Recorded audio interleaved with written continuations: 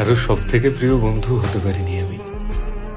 চারপাশে অনেকেই আছে, তারা খানিকটা ভালোবাসে, কিন্তু আমায় ছাড়া চলবে না এরকম একজন মানুষও নেই।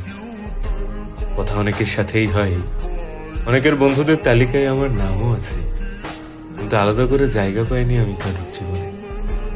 তাই তো কেউ আমার জন্য কখনো কোনো প্ল্যান করে না, কোনো প্রথম ফোন আসে না আমার কাছে, কারণ প্রায়োরিটি লিস্টে আমি একটু নিচের দিকেই থাকি।